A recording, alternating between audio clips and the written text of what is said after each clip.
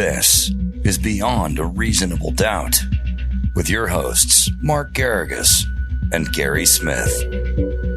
Okay, really? You got the Chargers shirt on? That's where we're headed today? I mean, it's Sunday, you know? Okay. And you know, that's it. And they're not playing until Monday. So I guess that was a stupid answer on my part. I was going to say it's Sunday. I thought maybe I'd just fallen and hit my head. No, you're right. It's a force of habit. When it comes to Sunday, I tend to put on Chargers gear, but you know, we've been recording a lot of these on Saturday, so people haven't seen those recently, but that just is sort of my instinct. And I didn't really think through the fact that it's tomorrow. I got another shirt. I got a couple Chargers shirts. We'll be okay. Okay. As long as you've got the merch to get you through the week. And by the way, speaking of merch, what's our comment of the week? You sent me 3 this week. So do you want to check them all out? I think we do. I mean, why not? We're feeling very magnanimous or charitable in the run up to the Christmas season. So why not? Well, and you know, given the week, it's Thanksgiving as well. So why not be charitable on Thanksgiving? Here's a few people we're thankful for. Bethany 9816, who designs the merchandise. Is that Gary or question mark? Because whomever it is, or if it's a team, they did a very good job. Looks very important and stylish, but not frivolous or silly. Excellent job. 1.5 claps, 3 smiley face exclamation points. Bethany, thank you very much. That is a member of our team whose name is Lucas, and he collaborates with a company who helps us produce it. But all credit to Lucas on that. That is not me. That is not a team. That is all Lucas. I like what was the quote? We may incorporate that. Not frivolous and silly, or what was correct? Very important and stylish, but not frivolous or silly. Okay, that should, Gary, on when we do a business card for you, I think that becomes your mantra. Perfect. That okay. Very important, not frivolous or silly. All right, I like that. And then a couple more here. PJ Nightballer says, all the info we don't usually get to see. Thanks for all you guys do. Personally, you need to expand your merch to size 3X, no pun intended.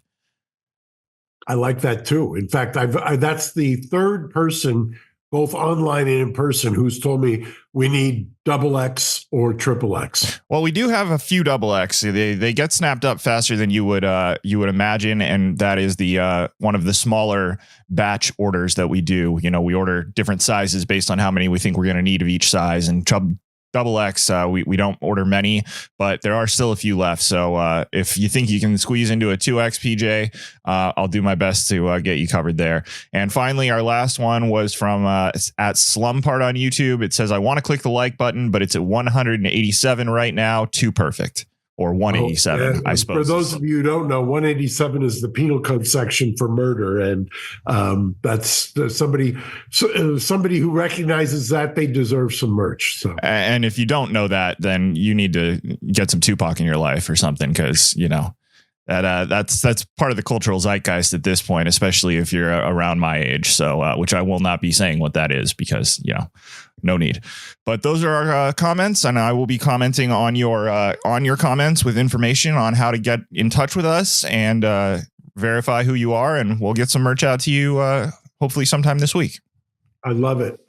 Big the past week and this week have been something. Number one, I guess the big news, at least internally at the firm, is the reversal of Jesse Smollett, who I affectionately call Juicy, his conviction by the Illinois Supreme Court, 5-0. For those of you who reflexively hate, you need to understand what they ruled, because God forbid you're ever, or a loved one is ever accused of something. This was the right decision. And for those who don't remember, because it's been almost knocking on the door of 6 years, when he was first charged. Jesus, was it really 6 years? Almost. Wow. Yeah, I think almost.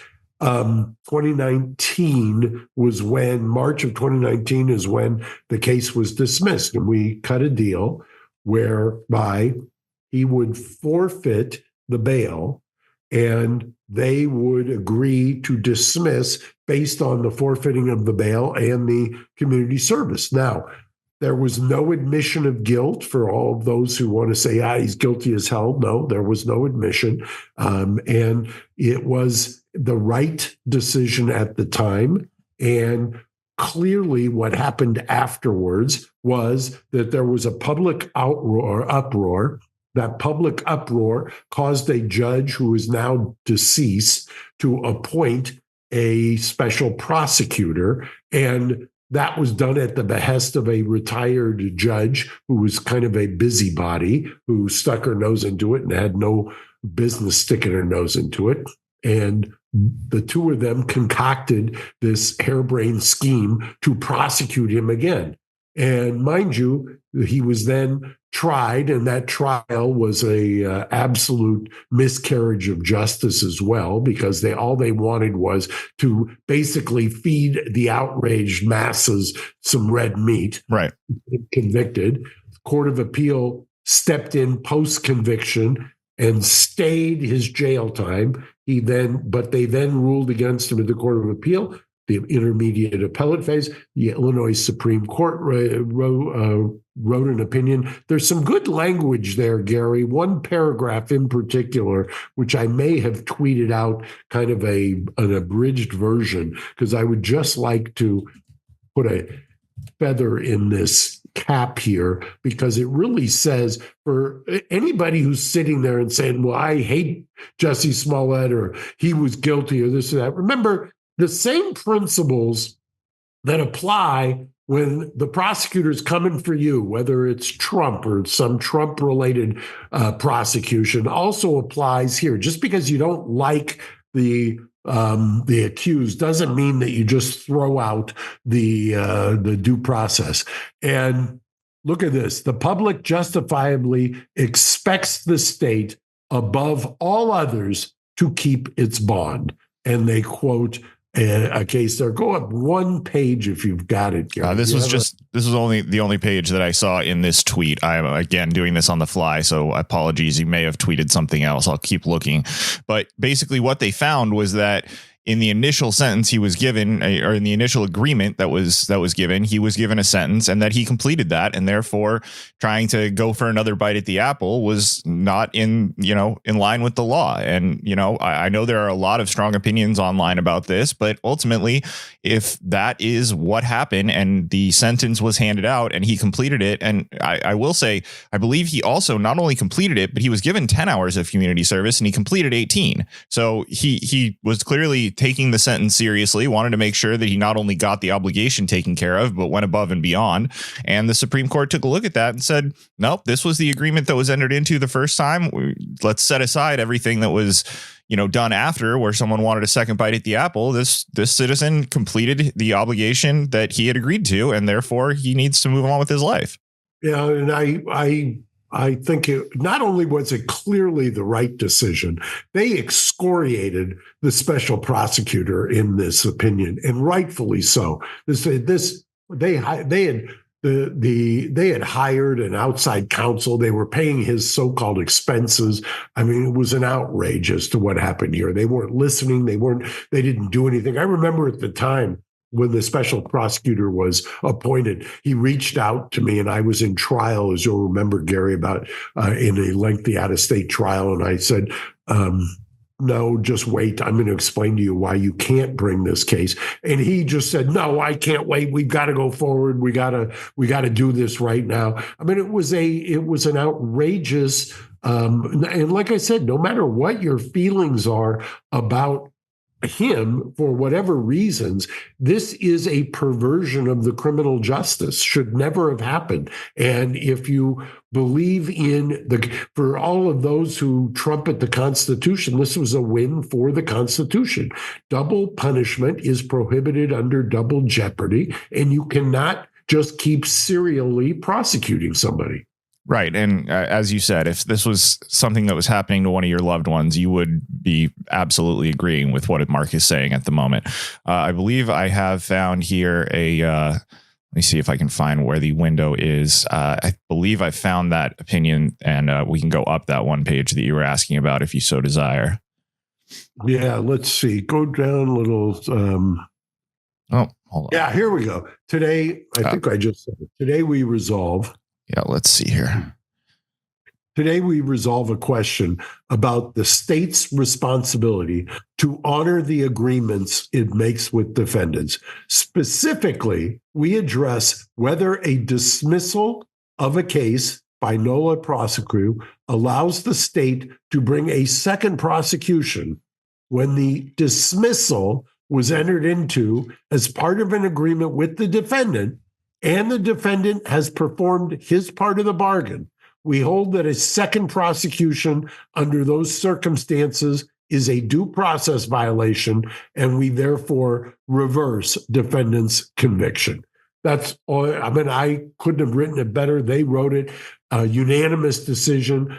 For those of you who want to politicize it, written by, I believe, a gentleman of my vintage and ethnicity, and also a Republican. So let's not just diminish what they said here. It was unanimous. It was the law. It was the law when this case was, when they tried to do it the second time. It's the law now, and they reasserted it. So more power to them. Yeah, I couldn't agree more. I appreciate that, regardless of what their political leanings are, they're following the law and they're saying, no second bites at the apple. We have an agreement here. We have a defendant who performed his end of the bargain. He was not the one who agreed to he agreed to the terms, but so did the other side. And therefore, once the agreement has been fulfilled, moving on. Yeah. And now we've got, we're going to go from that to yet another case. And full disclosure, where my daughter is on the defense team for all of those who are not in the weeds on the Diddy case. Did Diddy do something? Huh? Did Diddy do something? Diddy's accused. I'm kidding. Yeah, no, yeah, that's I'd be shocked to find anyone who's not at least somewhat in the weeds. Whether you're in the weeds or not, everyone I believe is aware that Diddy has run into some legal troubles and is currently being held at MCU Brooklyn. I believe is that what it's called? I think so. I can never figure out why some are called MCU and some are called MDC and others. They just put them in local custody, but that's a different subject. But last week was quite a week. The defense brought a motion that the prosecution had illegally invaded the attorney-client privilege by supposedly a pre-planned search at the prison, which then the prosecution filed notes that they had seized that appear to have been attorney-client. The judge ordered that they could not use those in opposition to the bail, reconsidered the bail, said that there has been a change of circumstances. One of the interesting things about the change of circumstances was the use of the Cassie tape. They went into that. And I believe tomorrow or Tuesday, there's going to be another hearing on each side's bail packages. One of the things the judge brought up that, once again, just because I like the way that these kinds of factual situations, when you've got somebody who is polarizing, illustrate how the law works. The judge had told them earlier in the week, to them, meaning the prosecution, tell me how you justify what happened in the Abercrombie case. And I'm saying Abercrombie because I can never remember the name of the accused. Neither can I, but everyone knows that the founder of Abercrombie is in a bit of legal trouble himself. And that's what they're referencing when they say the Abercrombie case. And what he's pointing to is that the defense in the Diddy case had argued this guy was let out. This guy is a white guy. This guy, the prosecution agreed that he could be let out on a bail package that pales in comparison with the bail package that they have presented for Diddy. Prosecution's response is, well, that guy is 80 years old. And Diddy is, much younger, 55. I don't know what difference that makes as somebody who's older than Diddy, but not as old as the accused in that case. But there could be some news there as well. So what is traditionally a slow week for Thanksgiving has some fireworks to come. And I'll end on the last one. I've been contacted about this last one by several people in my personal life who are interested. So this one's really gripping the nation, I think. And sorry, I had Gary take pause because I was getting called from the jail and collect call. which I accepted, by the way. Very magnanimous of you. Yes, very. Tomorrow we have, as this drops, we're taping this on Sunday. Tomorrow we have what is called a status hearing on the resentencing. There's been so much, and it's very confusing. So maybe I'll just give a kind of a primer for those who are interested. In the Menendez brothers, there is both this week a status hearing tomorrow, Monday, in Van Nuys before Judge Jessic on the resentencing. There is also due this week a response by the DA's office to the habeas petition, which has been before Judge Ryan for the last 18 months or so. The status hearing tomorrow has I think part of the conflation that it's going to be on the habeas and not on the status has created a buzz and a demand for this, that the LA Superior Court has told a lot of our local reporters that it's the hottest ticket in town, because I think they announced that there's going to be 16 public seats that are going to be raffled off. But they will not be, the brothers will not be appearing in person, but will be appearing via a WebEx. But my understanding is that there will be no video of inside the courtroom, but there will be an overflow, and that the court will conduct the hearing starting tomorrow late morning. And what do you expect that to be a consequential hearing? Are you? I'm sure you're hopeful, but do you expect that to be something that we get actual, hard news or answers out of?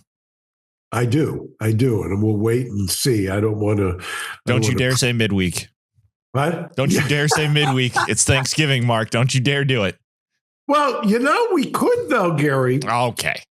The potluck is Wednesday, right before we do the Thanksgiving potluck. We could record a midweek, which would then give you next Sunday off. We could do that if you'd like, Mark. We could absolutely do that. Gary is covering his bases. I love it. Look, I as long as we don't do it after the potluck, because once the tryptophan kicks in, I'm not going to be exactly a robust podcaster. So we do a fun potluck at the restaurant where our law offices are, and they do it up. They do the full Thanksgiving dinner on Wednesday, which is something I've had to adapt to. The first time I decided, okay, I'm going to go hard, and then when real Thanksgiving came around the next day, I was done. I didn't want any of that food because I'd already had it. Which I kind of like, because it gives you 4 days to kind of work off the Wednesday. It's actually a little bit better because as you accurately point out, we go hard. Yeah, absolutely. I mean, it's bananas. They do as big, if not bigger, Thanksgiving dinner with all the sides and fixins of any family meal that I've attended. So I've learned to moderate how I do it so that I get sort of do half and half. I do some of this stuff on Wednesday and some of this stuff on Thursday, and hopefully I'm not a zombie either day. But if we get into the turkey, we got a podcast before that. You got it. So quite a bit of news, and maybe we will do midweek. And if we don't, then whoever always chastises us online may be in the running for more merch. Oh, cool. Yeah, let's tell people to chastise us for merch. That's definitely not going to do a number on my mental health. Gary, thank you. I'll see you tomorrow. Mark, thank you. Good luck tomorrow, and I will see you after your hearing, and look forward to hopefully some news from you, and I'm sure from the internet as well. So we'll look forward to that. And whenever we see you next time, everyone have a very happy Thanksgiving, and we look forward to seeing you a few more times this holiday season. Thank you. Talk to you. Bye-bye. Thanks for listening to Reasonable Doubt. Subscribe on YouTube at youtube.com/Reasonable Doubt Podcast.